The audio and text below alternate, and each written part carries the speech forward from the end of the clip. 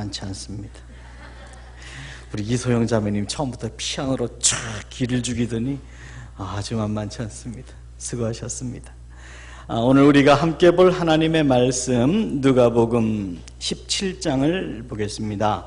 누가복음 17장 11절에서 19절까지의 말씀 우리 한 절씩 교독하시겠습니다. 11절 제가 먼저 읽습니다. 예수께서 예루살렘으로 가실 때에 사마리아와 갈릴리 사이로 지나가시다가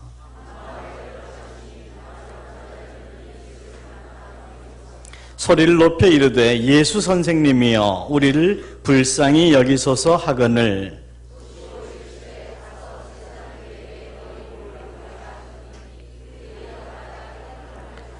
그 중에 한 사람이 자기가 낳은 것을 보고 큰 소리로 하나님께 영광을 돌리며 돌아와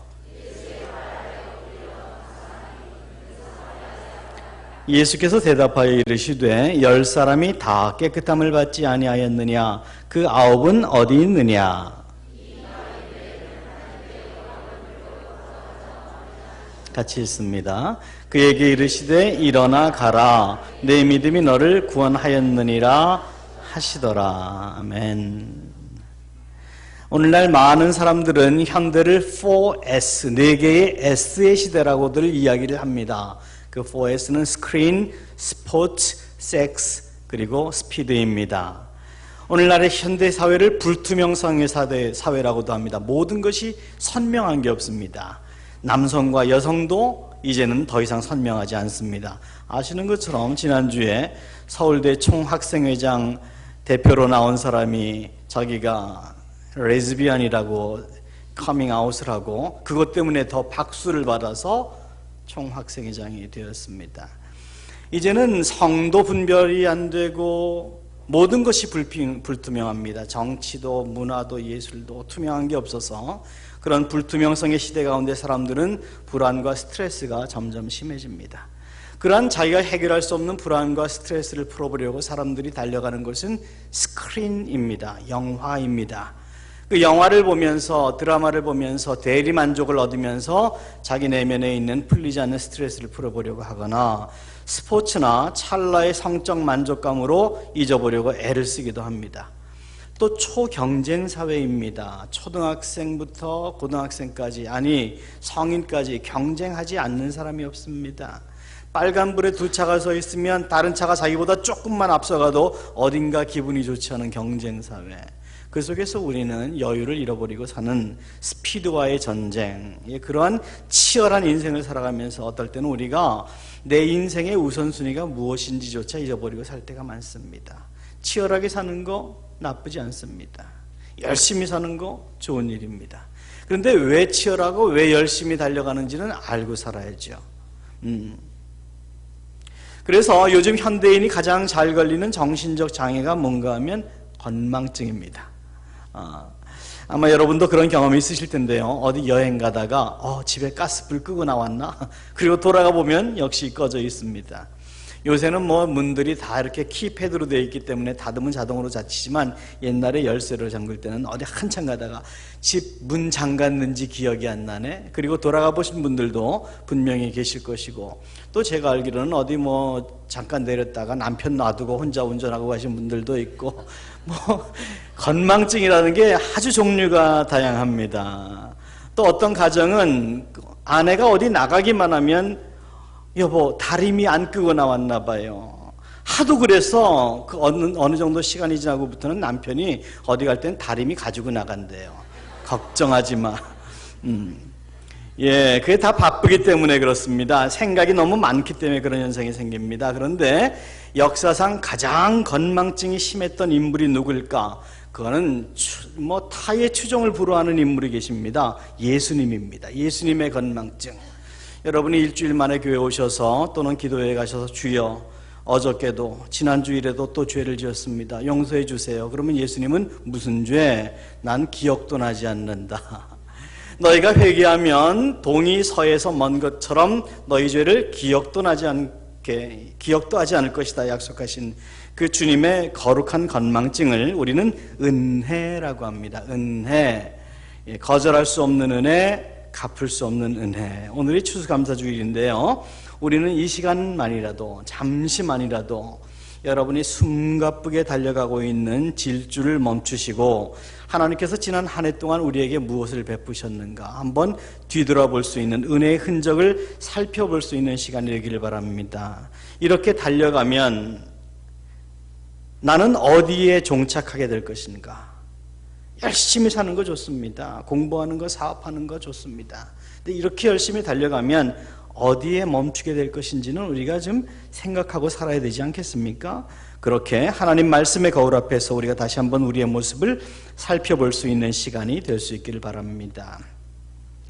그런 얘기가 있습니다. 어느 날 신들 중에 우두머리인 제우스가 두 시종을 불러서 각각 바구니를 하나씩 주면서 너는 가서 인간 세상에서 불평을 담아오고 너는 가서 인간 세상에서 감사를 담아오너라 했습니다. 그래서 두 시종이 내려갔는데 그 중에서 한 시종은 내려가자마자 바로 다시 올라왔습니다. 누굴까요? 그럼요, 불평불만이 너무 많아서 찾을 것도 없더라는 거죠. 바로 올라왔습니다. 그런데 감사의 바구니는 아직도 채워지지 않아서 그 시종은 아직도 인간 세상을 떠돌고 있다.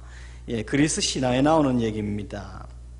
소련의 개방 정책을 우리가 페레스트로이카라고 그러는데 미하일 고르바초프, 여러분이 아마 기억하실 고르바초프가 1987년에 이제 미국을 방문해서 자기 나라에서 핵탄두를 소멸시키고 거기에서 나온 철로 만년필을 만들고 미국도 만년필을 만들고 해서 그 서로의 만년필을 교환하면서 전략 핵 폐기 협정을 사인을 했습니다. 그리고 이제 소련에 돌아갔는데 소련에 돌아가서 고르바초프가 한 이야기 중에서 이 추수감사 주간에 우리가 꼭 기억하면 좋겠다라는 얘기가 있어서 한번 생각해 보고자 합니다. 그런 얘기를 했습니다. 내가 이번에 미국에 가봤더니 미국이 잘 사는 나라가 될 수밖에 없더라. 왜냐하면 그 대표적인 이유 중에 하나는 미국 사람들은 무슨 말 한마디 끝날 때마다 땡큐 땡큐 그러더라.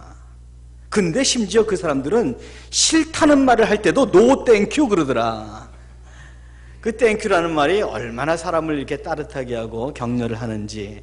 우리나라가 유교 사회 아닙니까? 유교의 근본이 무엇입니까? 말 안 하는 겁니다. 선비는 말 안 하는 겁니다.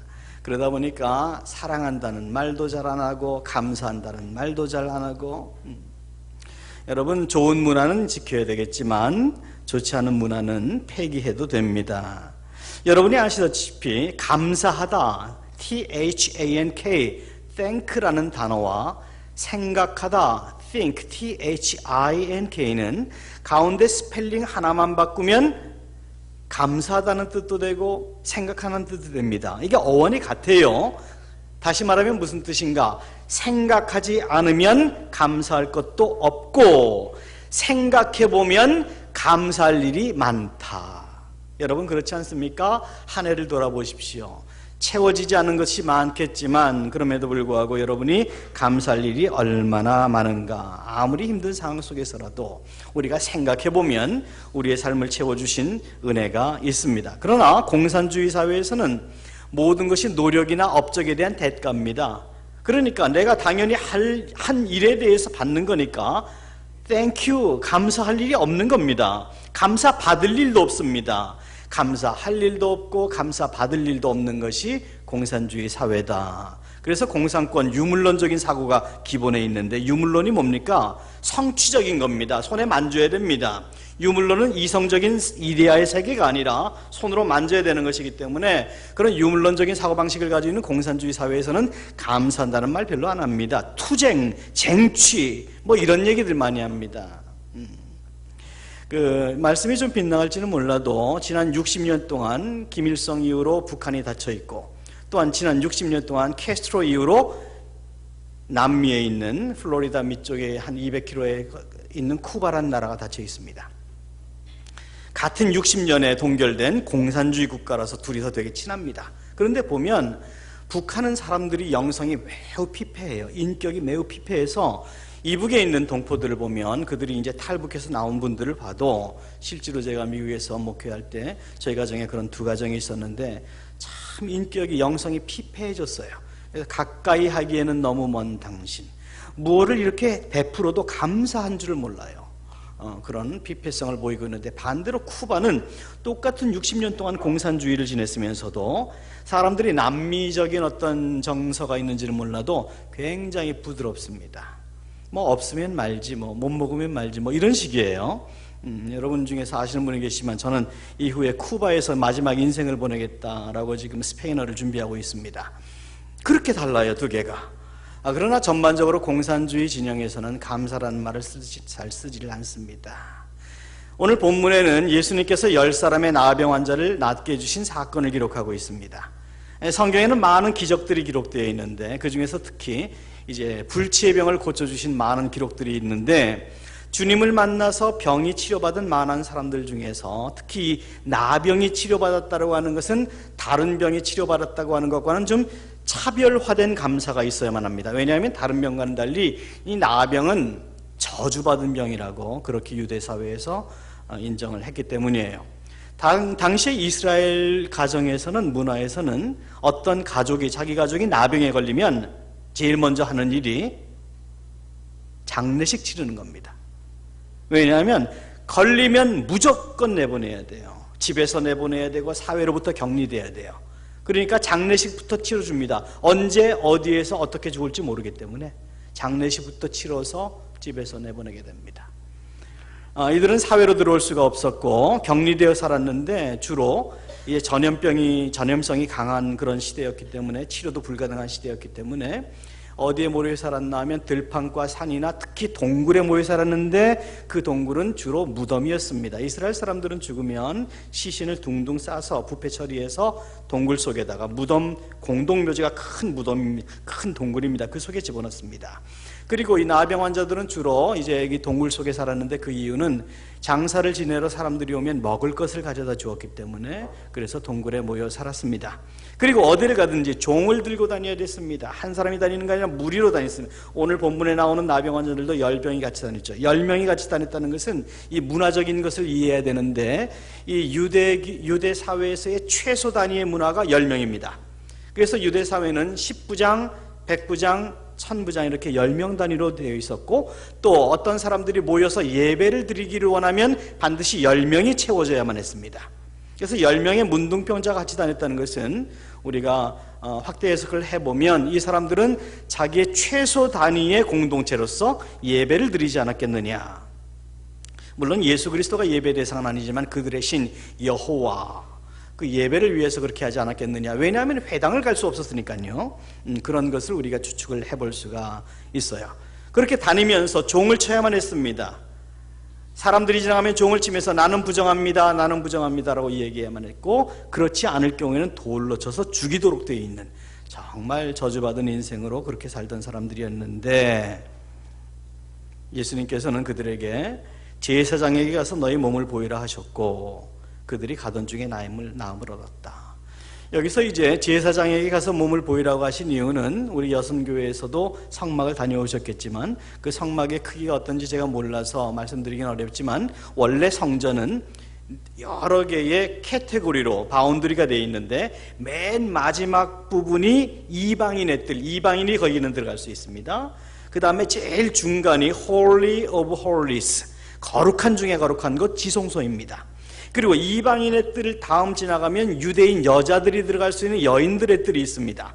그리고 그 여인들의 뜰에 가면 유대인 중에서 나병 환자들이 들어갈 수 있는 나환자의 방이 있습니다. 거기에 제사장이 있는데, 나환자들이 만약에 생활을 하다가 내 병이 나은 것 같네, 그렇게 생각이 되면 이 여인들의 뜰에 있는 나환자의 방에 들어가서 자기의 몸을 제사장에게 보이는 겁니다. 그래서 제사장이 나았네 확인하면 확인 증서를 써주고, 그 증서를 가지고 사회로, 집으로 돌아갈 수 있도록 그렇게 돼 있었고, 지금 예수님이 제사장에게 가서 내 몸을 보이라고 하신 것은 바로 그런 여인들의 뜰에 있는 이제 제사장의 방에 들어가라고 한 그런 말씀을 하신 것입니다. 그런데 오늘 우리가 생각해 보고자 하는 핵심은, 주님으로부터 그렇게 큰 은혜를 입었던 10명의 나병 환자들 중에서 단 한 사람만이 돌아와서 예수님께 감사합니다라는 말씀을 했고, 나머지 9은 어디 갔는지 보이지가 않더라.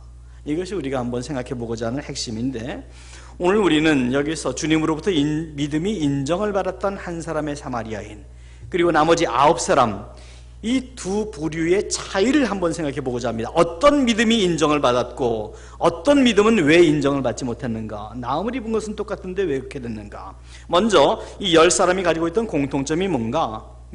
다 문둥병 환자였다는 것, 다 간절한 기도의 제목을 가지고 있다는 점이 공통점이었습니다.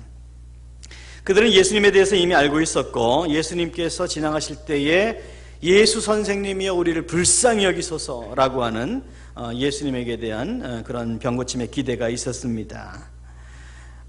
예수는 그들에게 거의 유일한 소망이었습니다. 그래서 유대법에 따라서 가까이 가지도 못하고 오늘 본문에 기록되어 있는 것처럼 멀리 서서 예수 선생님이여 우리를 불쌍히 여기소서 큰 소리를 쳤다고 했는데, 우리 본문에는 큰 소리라고 되어 있지만 제 생각에는 큰 소리가 아니었을 것입니다. 거의 비명에 가까웠을 것입니다. 그렇지 않습니까? 이게 얼마나 절박한 상황이에요. 근데 여기서 우리가 무엇을 발견하는가? 절망적인 환경에 처한 사람만이 부르짖는다 하는 겁니다. 바꿔서 생각해 보면 우리가 가끔 처해져 있는 우리 상황에 대해서 힘들어 죽겠다라고 이야기하면서도 절박하게 부르짖지 않는 경우가 있습니다. 이유가 두 개가 있을 수 있어요. 하나는 믿음이 없습니다. 부르짖되 하나님이 응답하실 거라고 하는 믿음이 없습니다. 믿음이 없는 기도는 하지 않는 게 좋습니다. 어차피 응답받지 못합니다. 믿음이 없이는 하나님을 기쁘시게 못한다. 하나님께 나오는 자는 그가 계신 것과 그를 찾는 이들에게 상 주시는 일을 믿어야 한다.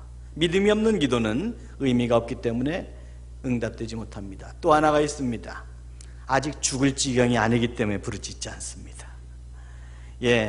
우리 그런 말 있죠. 사람이 아주 배가 고프면 돼지가 먹는 쥐염 열매를 먹는다. 그런데 죽을 지경이 되면 그때는 아버지 집으로 돌아간다. 탕자의 비유를 두고 하는 얘기입니다.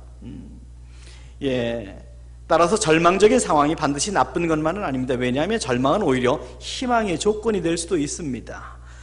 굶주려 본 사람만이 음식에 대한 감사를 가질 수 있고 절망해 본 사람만이 희망의 노래를 부를 수 있습니다. 부르짖는 자가 예수를 만납니다.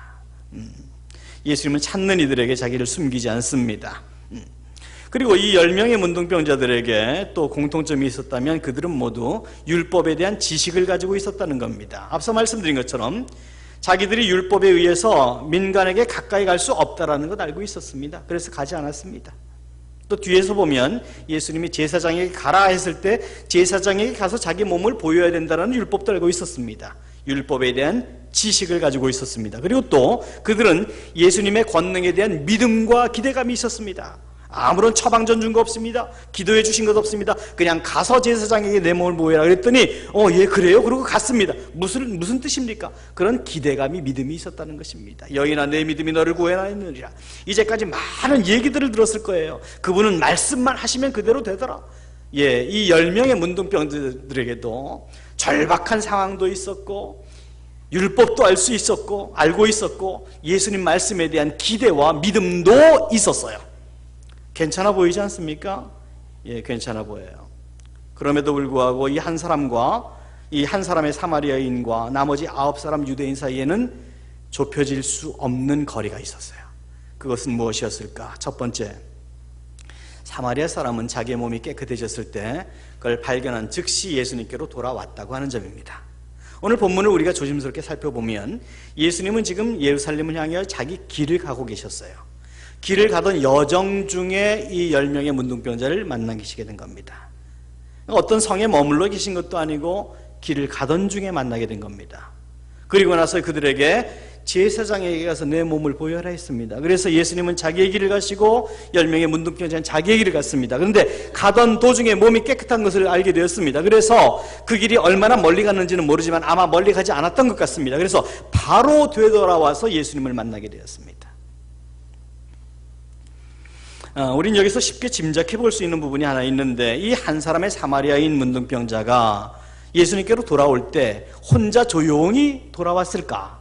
아마 그렇지는 않았을 것입니다. 보통 남자들에게는 군대라는 공동체가 대표적인 예인데 어떤 훈련이라든지 어려움이라든지 이런 거를 함께 어느 정도 기간 동안 지내게 되면 공동체 의식이 남달라집니다. 그러니 이 10명의 최소 단위의 문둥병자 공동체가 얼마나 남다른 공동체 의식을 가지고 있었을까요? 그리고 이 사마리아인이 먼저 나왔기 때문에 예수님께로 왔다라고는 생각할 수 없는 것이, 예수님께서 나머지 9은 어디 있느냐라는 말씀을 볼 때 한꺼번에 나왔다는 것을 우리가 쉽게 짐작할 수가 있어요. 자, 그러면 그 중에 누군지는 모르지만 내 몸이 나았네 했습니다. 그리고 이 사마리아인 문둥병자도 내 몸도 나았네, 10명이 다 나았습니다. 그때 사마리아인 이 사람이 그렇다면 우리를 고쳐주신, 우리를 이렇게 고쳐주신 예수님께 가서 감사를 표현해야 되지 않을까라고 말을 했을까요? 하지 않았을까요? 정황적으로 보면 분명히 했을 것입니다. 그런데 9명은 돌아오지 않았습니다. 그 이유가 무엇일까요? 우리는 모릅니다. 그런데 그 아홉의 변명이라고 하는 작가 미상의 짧은 글이 있는데 생각해 볼 만해서 몇 가지를 여러분들에게 소개해 드리고자 합니다. 첫 번째 사람, 이 사람은 돌다리도 두들겨 지나가는 그런 신중론자였습니다. 그래서 내가 병이 낫긴 낫는데 진짠지 아닌지는 며칠 좀 더 기다려 봐야 되겠다, 그때 가서 예수님을 찾아가도 늦지 않지 않겠는가 라고 해서 그냥 지나갔다. 두 번째 사람은 회의론자였습니다. 내 병이 혹시 문둥병이 아니었던지도 몰라, 그냥 피부병이었던지도 몰라, 그러니 감사할 일도 없다. 그리고 그냥 갔습니다. 그 다음 사람, 내 병은 나을 때가 됐으니 나은 거야, 자연현상이야, 그러니 감사할 것도 없다. 다른 사람은 병이 낫고 나니까 병들기 전에 이제 가족들과 가지고 있던 재산과 이게 어떻게 될까봐 궁금해서 그것 먼저 챙겨보고 예수님 만나자, 그리고 갔다. 그리고 또 한 사람은 예수님이 특별히 나한테 해준 게 없잖아, 안수기도를 해준 것도 아니고 처방전을 써준 것도 아니고 그냥 제사장에게 가라 그랬잖아, 그게 뭐 특별한 일인가, 받은 게 없으니 드릴 것도 없다. 그래서 제 길로 갔다. 그리고 나머지 사람들도 자기 나름대로 합당한 이유를 들어서 사마리아인의 제안을 거절하고 각기 제 길로 갔을 것이다. 충분히 납득할 만한 설득력 있는 얘기입니다. 그런데 사마리아인은 달랐더라. 그는 더 이상 자기의 사회적 권리나 이제까지 누리지 못했던 포기되었던 인생을 다시 찾겠다고 하는 생각보다도 이제는 내가 인생을 어떻게 살아야 되겠는가라고 하는 보다 인생의 우선순위가 무엇인지를 발견하게 되었던 것이죠. 그래서 나병에 걸려서 사회로부터 격리되어서 얼마를 살아왔는지는 몰라도 그에게도 분명히 만나고 싶었던 사람도 있을 것이고 하고 싶었던 일도 있을 것이고 얼마나 많았겠어요? 생각을 해보세요. 그럼에도 불구하고 그는 자기 인생의 우선순위가 무엇인지를 정립하고 그대로 살게 되었다. 그래서 예수님은 그렇게 자기를 찾아와서 발 아래 엎드린 그의 변화된 모습을 보면서 내 몸이 나았느니라 라고 말씀하시지 않았습니다. 내 믿음이 너를 구원하였느니라 그랬습니다. 이 큰 차이를 발견할 수 있어야 됩니다. 몸이 나은 것은 나병에서 나은 것입니다. 내 믿음이 너를 구원했다는 것은 전인적인 변화, 전인격적인, 전인생의 구원, 인생의 변화를 의미하는 것입니다. 다시 말해서 예수님이 이 사람을 변화시킨 것이 아니라 예수님의 은혜에 합당한 삶으로 자기가 자기의 인생을 하나님 앞에서 변화한 것, 우리는 그것을 자유의지라고 합니다. 이 사마리아인 문둥병자는 자유의지로 인하여 그 은혜에 합당한 삶으로 자기 인생을 하나님께 드렸겠다. 우리가 충분히 추측해 볼 수 있는 부분입니다. 그래서 우리는 주님께서 인정하시는 믿음은 어떤 것이며 인정하시지 않는 믿음은 어떤 것인지에 대해서 본문에서 발견할 수 있어야 되는데, 먼저 9명의 문둥병자들로부터 발견하는 주님께서 인정할 수 없는 믿음은 그 중에 가장 대표적인 것이, 믿음은 율법이나 성경적인 지식을 의미하지 않는다는 것입니다. 앞서 말씀드린 것처럼 이 10명의 문둥병자, 그 나머지 9 전부 다 율법에 대한 지식이 있었습니다. 무엇을 어떻게 해야 된다는 거 알고 있었습니다. 그러나 주님으로부터 그 나머지 9은 믿음을 인정받지 못했습니다. 물론 믿음에는 확고한 지식이 있어야 됩니다. 모르고 믿을 수는 없습니다. 아무것도 모르면서 무조건 믿습니다, 그렇게 얘기할 수는 없는 겁니다. 그건 믿음이 아닙니다. 언제든지 흔들릴 수 있습니다. 그러나 지식만으로 참 믿음이 성립되는 것은 아닙니다. 성경 구절 많이 알고 성경에 대한 지식이 해박하다고, 기도 유창하게 한다고 믿음 있다고는 생각하지 마십시오. 그건 누구에게나, 목사에게나 누구에게나 다 해당됩니다.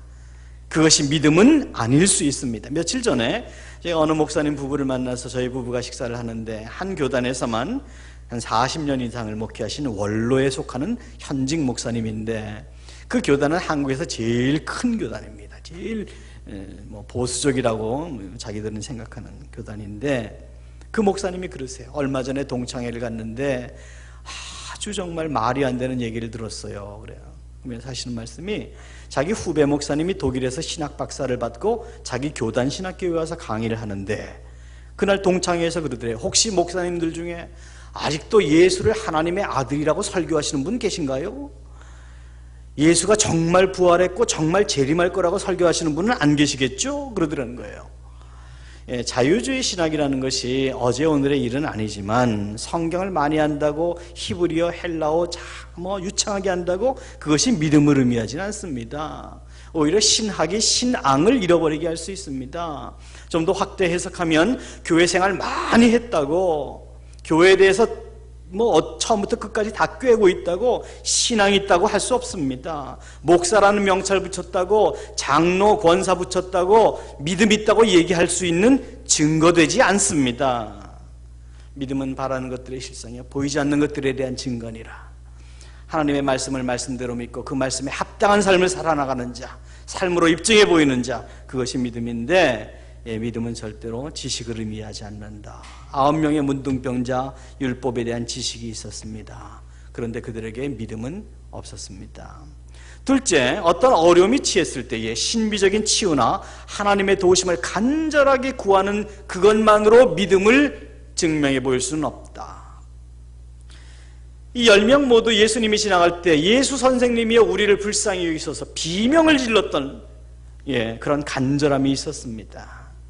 아이가 대학에 들어갑니다. 내 사업이 어렵습니다. 우리 문제가 이렇습니다라고 100일 두끼 금식을 하고 40일 철야를 하고, 그렇게 간절하게 부르짖는다는 것 자체가 믿음은 아닐 수 있습니다. 믿음일 수도 있습니다. 그러나 그 자체가 믿음이 아닐 수는 있습니다. 왜냐하면 진정한 믿음은 그 기도하는 상황적인 모습으로 판단되어질 것이 아니라, 아이가 대학에 붙었건 떨어졌건, 그 기도의 문제, 기도의 제목에 대해서 응답이 어떤 방향으로 나왔건, 그 응답 받은 후의 결과에 대해서 내가 어떠한 삶으로 하나님 앞에서 살아가느냐, 그것이 믿음을 증명하는 것입니다.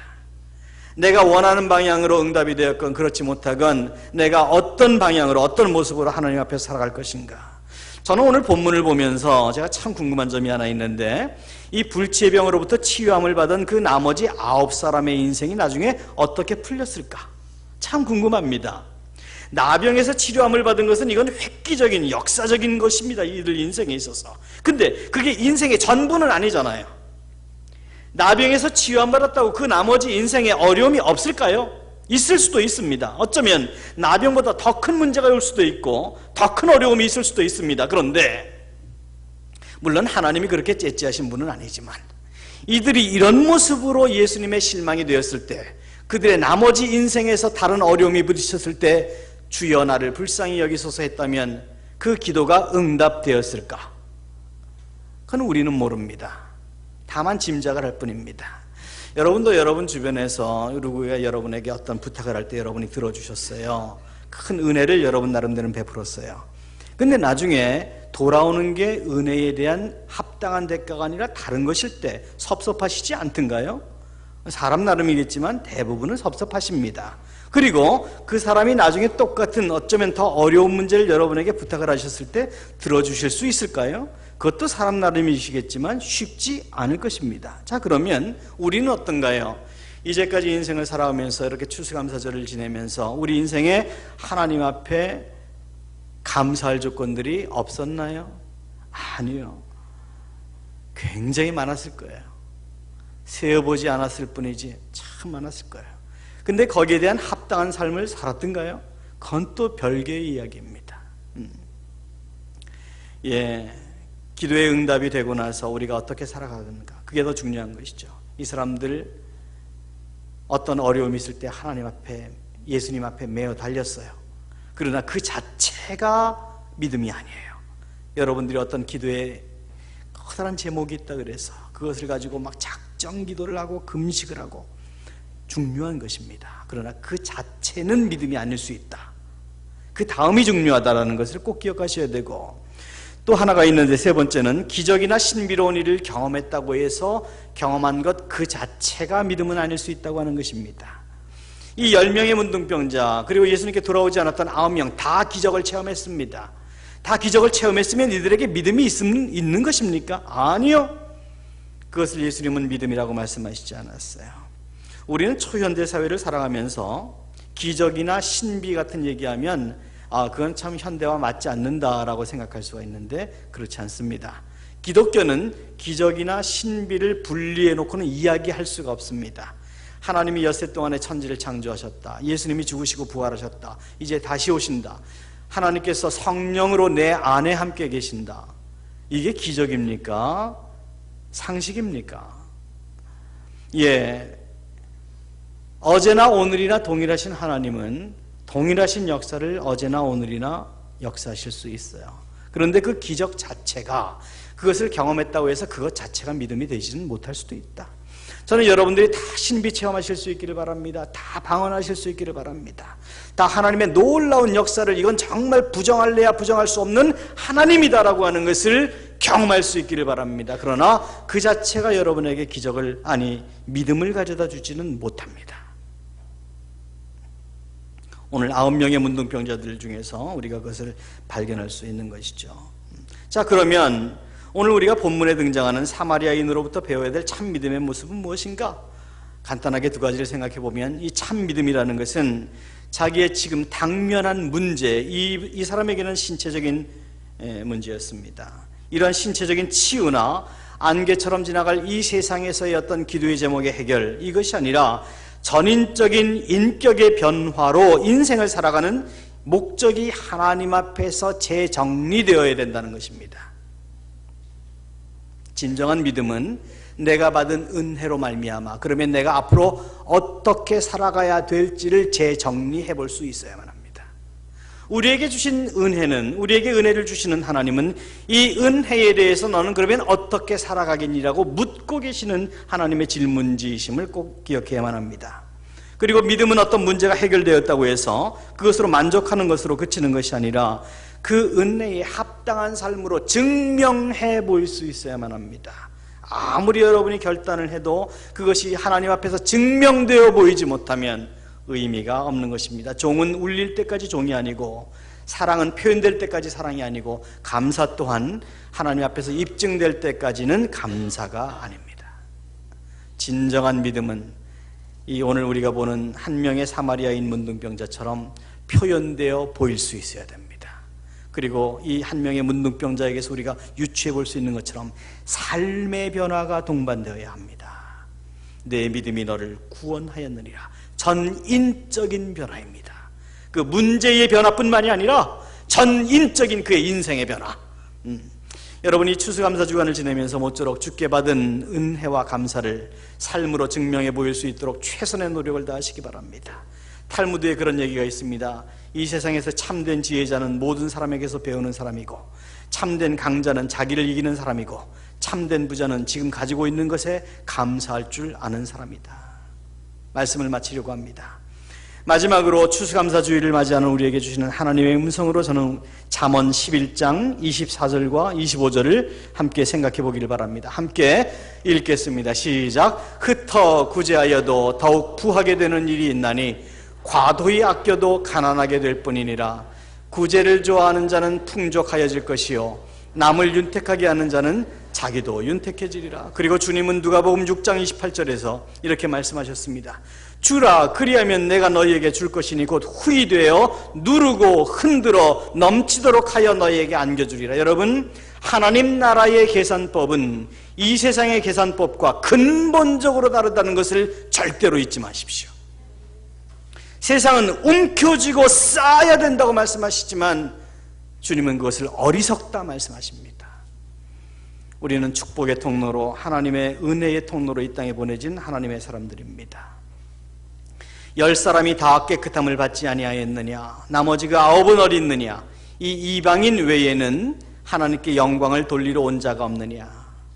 어쩌면 이 말씀은 감사를 잃어버리고 사는 이 시대를 향하신 하나님의 마음이 아닐까 싶습니다. 이 가슴 아픈 하나님의 마음에 진정한 믿음과 감사로 위로가 되어드리는 저와 여러분이 될 수 있기를 주님의 이름으로 축원합니다.